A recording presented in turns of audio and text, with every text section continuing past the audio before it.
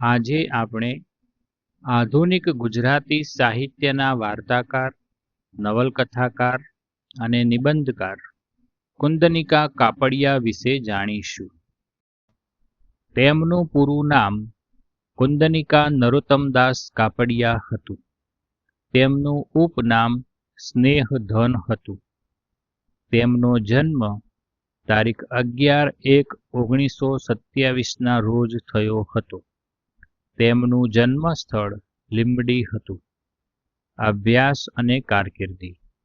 તેમણે પ્રાથમિક અને માધ્યમિક શિક્ષણ ગોધરાથી લીધું હતું. પછી તેમણે શામળદાસ કોલેજ ભાવનગરથી BA અને મુંબઈ સ્કૂલ ઓફ ઇકોનોમિક્સમાંથી MA ની પદવી મેળવી હતી. તેઓ યાત્રિક અને નવનીત સામયિકોના સંપાદક રહ્યા હતા. તેમને મુખ્યત્વે ધૂમકેતુ, શરદબાબુ, ટાગોર, શેક્સપિયર અને ઇબ્સનમાંથી સર્જન કાર્યની પ્રેરણા મળી હતી. તેમણે તેમના પતિ મકરંદ દવે સાંઈ સાથે વલસાડ પાસે આવેલા વાંકલ ગામે નંદીગ્રામ નામનો આશ્રમ સ્થાપ્યો હતો. તેમનું અવસાન તારીખ 30/4/2020 રોજ થયું હતું.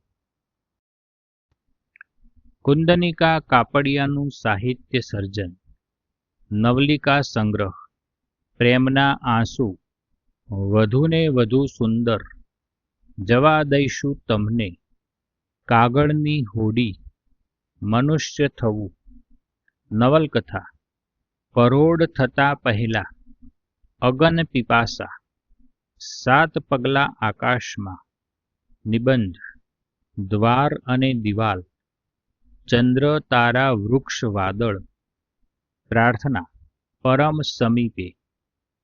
અનુવાદ: પુરુષાર્થને પગલે, કિશોર ડિટેક્ટિવ, વસંત આવશે, પૂર્ણકુંભ, જીવન એક ખેલ, હિમાલયના સિદ્ધ યોગી.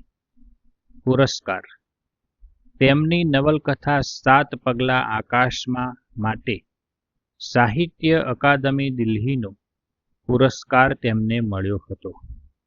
આ ઉપરાંત તેમને ગુજરાતી સાહિત્ય પરિષદ અને ગુજરાત સાહિત્ય અકાદમીના પુરસ્કાર તેમજ ધનજી કાનજી ગાંધી સુવર્ણચંદ્રક મળ્યો હતો.